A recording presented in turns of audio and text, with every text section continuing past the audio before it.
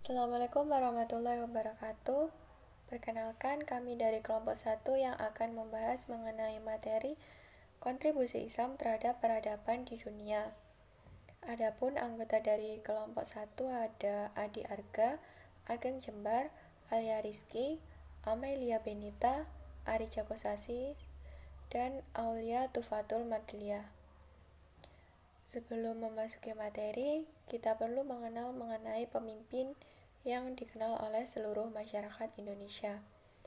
Pemimpin tersebut ada dua, yaitu Muhammad Darwis atau biasa dikenal sebagai Kiai Ahmad Dahlan sebagai pendiri Muhammadiyah, dan satunya ada Kiai Hashim Asy'ari sebagai pendiri Nahdlatul Ulama. Keduanya dikenal sebagai teman akrab, meskipun memiliki beberapa pengajaran yang berbeda. Kedua pemimpin tersebut dinilai sebagai pemimpin baik yang juga menyumbang mengenai peradaban Islam di dunia. Selanjutnya kita akan memasuki materi, yaitu jejak peradaban Islam dalam peradaban modern.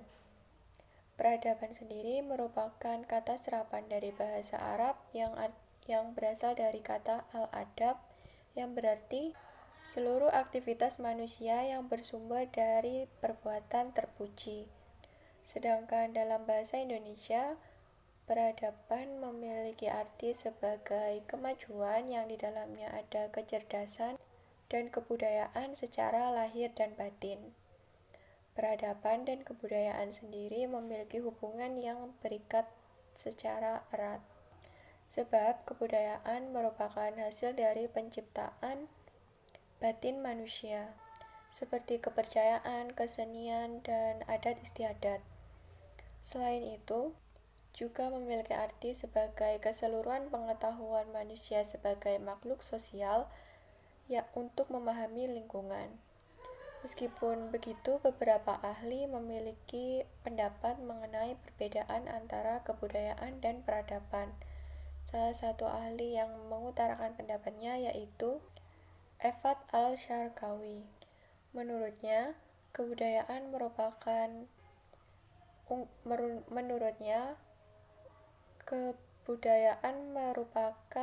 ungkapan tentang semangat mendalam dari suatu masyarakat, sedangkan peradaban menurutnya adalah lebih ke wujud kemajuan secara mekanis dan teknologis. Berdasarkan sumber kebudayaan, Islam merupakan aktivitas manusia yang bersumber dari Al-Quran dan Hadis, atau merupakan perwujudan dari akhlak terpuji di Al-Quran. Sedangkan seluruh aktivitas budaya Islam yang konkret merupakan peradaban. Oleh karena itu, bisa disimpulkan perbedaan peradaban dan kebudayaan adalah jika kebudayaan lebih ke seni, agama, moral, dan sastra, jika peradaban lebih ke bentuk kebudayaan yang mengalami modernisasi, yaitu merujuk ke politik, ekonomi, dan teknologi. Peradaban Islam sendiri mengalami kemajuan dan kemunduran dengan beberapa faktor penyebab. Faktor-faktor penyebab tersebut akan dijelaskan oleh teman saya.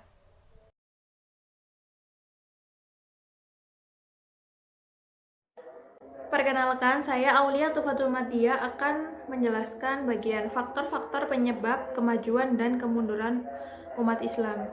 Nah, yang pertama adalah sebab-sebab kemajuan umat Islam. Periode masa kemajuan Islam ini berlangsung antara tahun 650 sampai 1000 Masehi. Pada masa tersebut terdapat 3 kekhalifahan, yaitu Khilafah Rasyidah, Khilafah Bani Umayyah, dan Khilafah Bani Abbas. Puncak kejayaan Islam ini terjadi ketika masa pemerintahan Bani Abbas. Pada masa itu, Baghdad sebagai pusat pemerintah Abbasiyah yang menjadi rujukan dan sentral ilmu pengetahuan di seluruh penjuru dunia. Kemajuan tersebut dipengaruhi oleh dua tradisi yang sama-sama mengantarkan pada sebuah budaya yang lebih maju dan progresif. Yang pertama, masyarakat Arab sudah mulai memiliki budaya untuk menulis karena terinspirasi oleh Al-Quran, yaitu mukjizat yang berbentuk tulisan. Dengan adanya Al-Quran ini, umat muslim lebih banyak belajar untuk menulis tafsir dan hadis Nabi. Yang kedua, penerjemah filsafat dan logika Yunani mempengaruhi pola pikir ilmuwan Arab untuk berpikir secara sistematis. Kemudian, keunikan dari peradaban Islam adalah sifatnya yang adaptif dan terbuka dalam menyerap unsur-unsur peradaban besar dunia seperti Yunani, Persia, India, dan Cina yang dikembangkan secara kreatif dan inovatif serta tidak lupa menunjukkan unsur-unsur Islam. Nah, yang kedua ini adalah sebab-sebab kemunduran umat Islam. Setelah mencapai puncak keemasannya, peradaban Islam ini mengalami masa kemunduran. Masa kemunduran ini ditandai dengan adanya penyerbuan tentara Mongolia ke Baghdad yang dipimpin oleh Genghis Khan dan Hulagu Khan pada pertengahan abad ke-13. Pasukan Mongolia ini membumi hanguskan Baghdad beserta isi dan penghuninya. Banyak masyarakat yang dibantai, para sarjana dan ulama dibunuh, buku-buku dan fasilitas yang dibakar, infrastruktur yang dihancurkan, dan sarana prasarana yang dirusak. Bahkan Khalifah Al-Mu'tasim juga ikut terbunuh pada penyerbuan tersebut. Para sejarawan menganalisis bahwa peradaban Islam ini bisa runtuh karena disebabkan oleh dua hal, yaitu oleh politik dan moral. Secara politik, telah terjadi friksi dan konflik di antara putra mahkota yang memperebutkan kekuasaan, dan hal tersebut melibatkan kekuasaan militer. Lebih parahnya lagi, pemerintah tidak mampu mengatasi pemberontakan penguasa lokal tersebut dan gubernur daerah karena sudah kehilangan otoritas dan kewibawaannya. Sedangkan secara moral, para penguasa kehilangan kredibilitasnya karena perilakunya yang nista dan meninggalkan ajaran Islam. Mereka menjadi penguasa yang serakah, pemuja harta, yang gila akan tahta dan wanita. Dikisahkan Khalifah Al-Mutawakilah yang mempunyai 4.000 orang selir, Khalifah Al-Amin yang memelihara budak laki-laki yang dijadikan harem untuk praktik homoseksual. Dan ada juga Khalifah Al-Mu'taz yang hidup berkelimpahan harta dan kemewahan padahal rakyatnya tengah menderita. Nah, itulah faktor-faktor penyebab kemajuan dan kemunduran umat Islam. Yang berikutnya adalah kontribusi ilmuwan Muslim klasik dalam kemajuan Barat modern.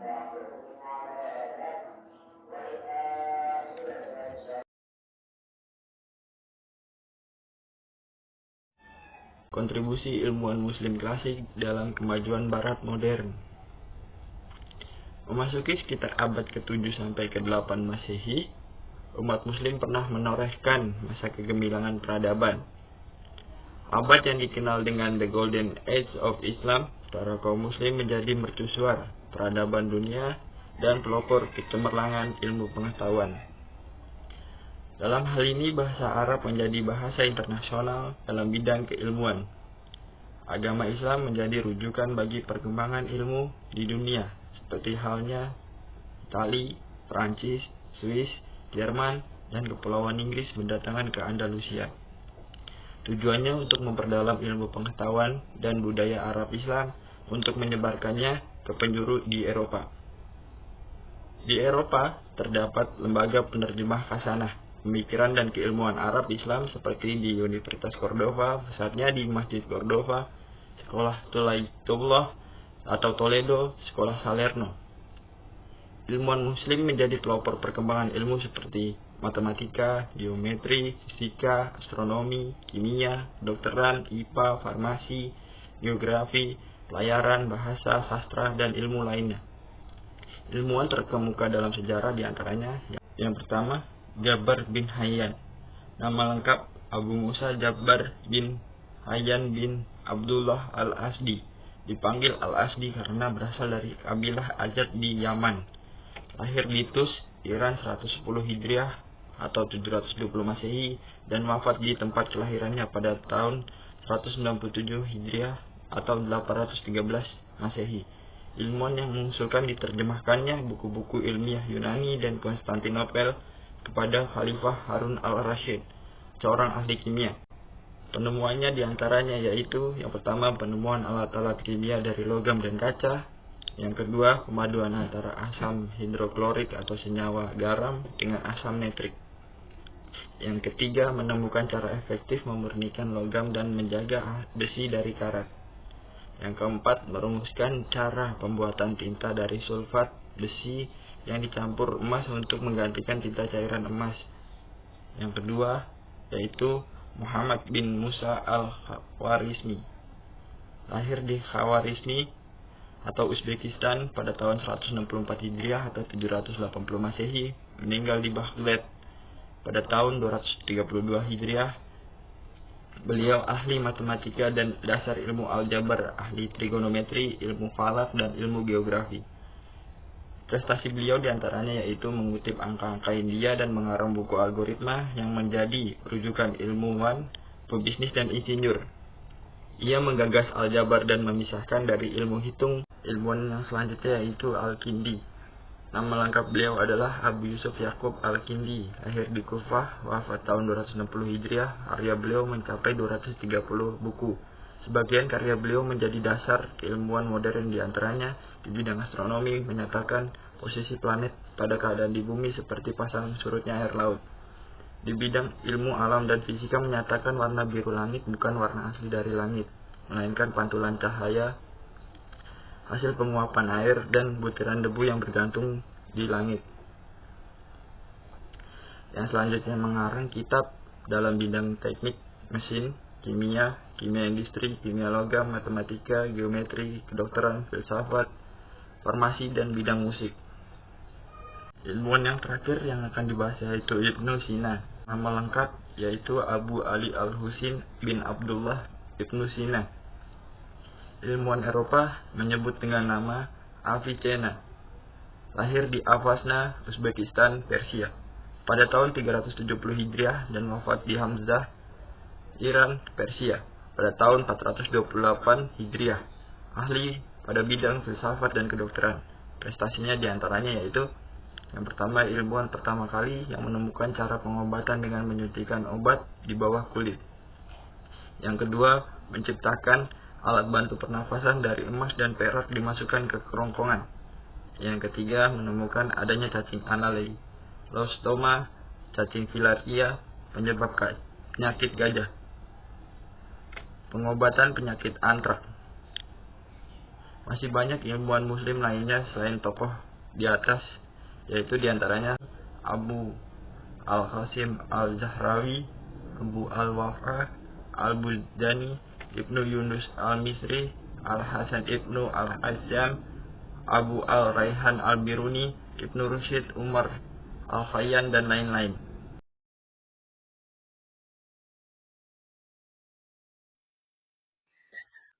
Ketertinggalan umat Islam di bidang teks dan budaya. Di masa saat Islam memasuki fase kemunduran, banyak umat mengalami kehinaan dan ketertindasan dalam penjajahan, tak terkecuali kebodohan dan kemiskinan. Nurholis Majid pernah memberikan ilustrasi tentang realita yang terjadi pada umat Islam, bahwa dewasa ini dunia Islam merupakan kawasan bumi yang paling terbelakang di antara penganut agama besar. Praktisnya, tidak satupun agama besar di muka bumi ini lebih rendah kemajuan ipteknya dari Islam. Dengan kata lain, di antara semua penganut agama besar di muka bumi ini, para pemeluk Islam adalah yang paling rendah dan lemah dalam hal sains dan teknologi. Sebagian pemikir Muslim menyatakan bahwa keterbelakangan umat Islam dalam iptek dikarenakan umat Islam lalai dalam memahami serta mengamalkan ajaran agamanya. Kemunduran ini lantas menyebabkan negara-negara berpenduduk mayoritas Muslim tidak bisa membuat rakyatnya makmur meski memiliki sumber daya alam yang melimpah.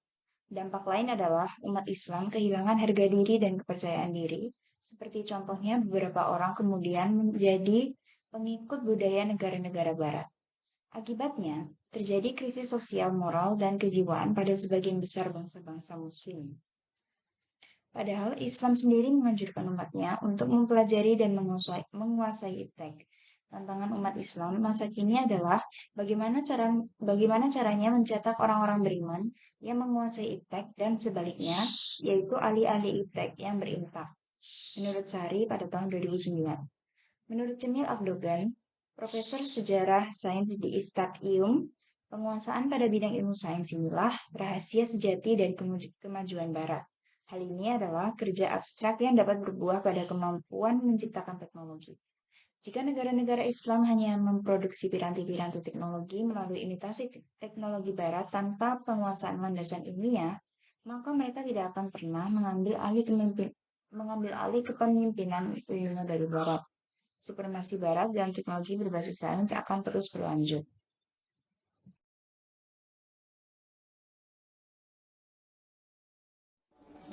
Menuju kebangkitan umat Islam. Islam sebagai agama samawi terakhir secara potensial memiliki kemampuan untuk menjadi rujukan seluruh khasanah ilmu pengetahuan. Meski saat ini umat Islam mengalami penurunan dalam berbagai aspek kehidupan, benih-benih potensi kebangkitan Islam sebelumnya telah ada, namun belum terorganisasi. Kebangkitan umat Islam bisa ditumbuh kembangkan dengan mempertimbangkan dua aspek, yaitu aspek internal dan aspek eksternal. Aspek internal, semangat bangkit dari keterpurukan umat Islam bisa dimulai dari potensi internal yang dimiliki oleh umat Islam. Umat Islam sebenarnya secara individu memiliki potensi besar untuk maju. Namun secara kolektif umat Islam masih banyak memiliki kelemahan. Di antara kelemahan tersebut, umat Islam sering berseteru dalam perbedaan fikih furiyah atau tidak asasi yang tidak perlu diperdebatkan. Misalnya penggunaan kunut pada saat sholat subuh. Harusnya energi umat Islam diarahkan untuk mengkaji ayat-ayat Al-Quran dan hadis dan ayat-ayat kuniyah berupa fenomena alam semesta demi mengembangkan ilmu pengetahuan. Umat Islam memiliki kepercayaan diri yang kuat untuk bisa bangkit dari keterpurukan dengan seluruh potensi yang dimilikinya. Potensi-potensi ini didasarkan atas pemahaman yang mendalam terhadap Al-Quran dan hadis. Penghayatan makna Al-Quran yang dalam akan menginspirasi umat Islam untuk bangkit dan maju dengan penuh semangat. Ayat Al-Quran yang bisa menginspirasi umat Islam untuk gigih dalam berusaha, misalnya tertuang pada surat Al-Insyirah ayat 7-8. Fa'idha faron fansob fa'ila rabbika fansob. Maka apabila kamu telah selesai dari sesuatu urusan, kerjakanlah dengan sungguh-sungguh urusan yang lain, dan hanya kepada Rabb-Mu lah hendaknya kamu berharap. Yang kedua, aspek internal, eksternal. Umat Islam seharusnya tidak menutup diri dari tradisi dan ilmu yang datang dari umat non-muslim, karena akal yang dimiliki oleh mereka yang non-muslim pada hakikatnya adalah ciptaan dan anugerah dari Allah SWT. Sikap antipati terhadap tradisi barat atau non-muslim dalam bidang ilmu pengetahuan dan teknologi akan menjadikan umat Islam semakin jauh dari kemajuan. Umat Islam harusnya belajar dari sejarah kemajuan pemerintahan Abbasiyah yang memiliki prestasi puncak kemajuan peradaban Islam dengan menggabungkan tradisi Islam yang bersumber dari Al-Quran dengan khasanah ilmu pengetahuan dari Persia dan Yunani. Al-Quran adalah panduan, inspirasi, dan moralitas yang akan menghindari umat Islam dari perilaku yang tidak terpuji. Sedangkan kemajuan budaya barat adalah sumber umat Islam untuk bangkit dari keterpurukannya. Islam adalah agama yang mendorong kemajuan iptek. Namun kemajuan iptek akan menjadi masalah besar bagi masa depan jika tidak sesuai dengan moralitas Al-Quran. Islam Nusantara. Islam Nusantara terdiri dari dua kata, yaitu Islam dan Nusantara. Islam yang berarti penyerahan, kepatuhan, ketundukan, dan kedamaian.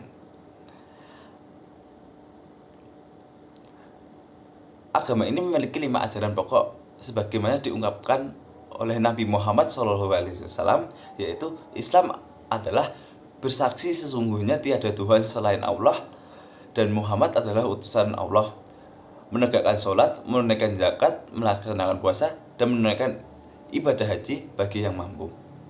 Selain memiliki dua pedoman yang selalu dirujuk, yaitu Al-Quran dan hadis. Sedangkan Nusantara adalah istilah yang menggambarkan wilayah kepulauan dari Sabang sampai Merauke.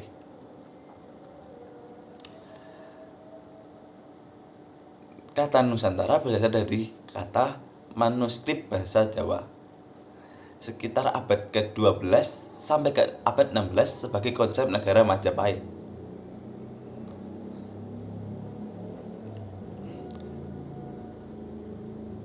Berdasarkan pengertian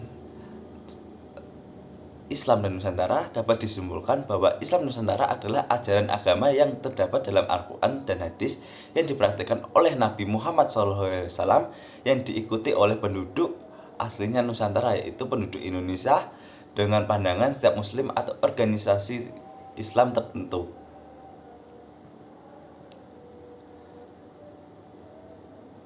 Menurut Akil Sirat, Islam Nusantara merupakan Islam yang hanya dimiliki Indonesia, yakni corak Islam Nusantara yang heterogen. Satu daerah dengan daerah lainnya memiliki ciri khas masing-masing, tetapi memiliki ruh yang sama. Kesamaan nafas merupakan saripati dan hikmah dari perjalanan panjangnya Islam berabad-abad di Indonesia yang telah menghasilkan suatu karakteristik yang lebih mengedepankan aspek esoteris hakikah ketimbang eksoteris syariah. Sedangkan Quraisy Sabib sepakat dengan Islam Nusantara sebagaimana dikutip oleh Fathur Rahmah Karyadi. Islam Nusantara pada sisi substansi bukan bentuk.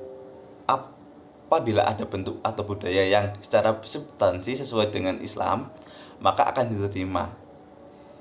Jika bertentangan akan ditolak dan direvisi. Inilah prinsip Islam dalam beradaptasi dengan budaya.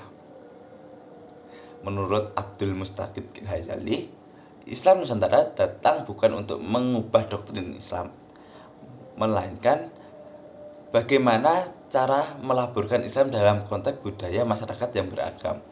Islam Nusantara bukan sebuah upaya sinkretisme yang memadukan Islam dengan agama Jawa, melainkan kesadaran budaya dalam berdakwah sebagai yang dilakukan oleh pendahulu kita Wali Songo.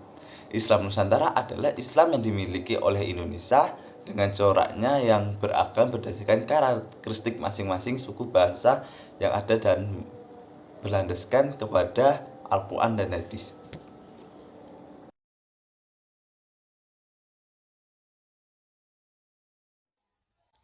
Assalamualaikum warahmatullahi wabarakatuh. Saya Alia Rizky Finaima dari kelompok 1 Matkul Pendidikan Agama Islam. Kali ini saya akan menjelaskan mengenai potret kebudayaan Islam di Indonesia. Sebelum kita membahas potret kebudayaan Islam di Indonesia, alangkah baiknya kita mengenal terlebih dahulu Islam Nusantara. Apakah itu Islam Nusantara? Islam Nusantara merupakan Islam yang hanya ada di Indonesia, di mana di setiap daerah itu pasti memiliki ciri khas masing-masing, namun intinya tetap sama, yaitu syariat Islamnya tetap sama. Selanjutnya yaitu kita akan membahas potret kebudayaan Islam di Indonesia. Potret kebudayaan Islam di Indonesia yang pertama yaitu adalah kerajaan-kerajaan Islam. Kerajaan-kerajaan Islam yang pernah berdiri di Indonesia antara lain seperti Samudra Pasai, Kerajaan Aceh, Kerajaan Demak, Kerajaan Cirebon, dan lain-lain. Kemudian ada peradaban Islam. Peradaban Islam yang masih ada sampai sekarang yaitu birokrasi keagamaan, kemudian ulama beserta karya-karyanya. Bahkan ulama beserta karya-karyanya itu masih tetap berpengaruh sampai sekarang. Kemudian ada beberapa seni arsitektur yang masih bertahan sampai sekarang. seperti arsitektur masjid, dan lain-lain. Kemudian ada seni peradaban Islam. Seni peradaban Islam ini sangat bermacam-macam. Bahkan setiap daerah pasti mempunyai seni yang berbeda-beda. Contohnya yang sangat lazim yaitu seni baca Al-Quran, kemudian sholawat, seni rebana dan gambus, kemudian ada seni kaligrafi. Nah, itu tadi adalah potret kebudayaan Islam di Indonesia. Sekian dari saya dan dari kelompok 1. Wassalamualaikum warahmatullahi wabarakatuh.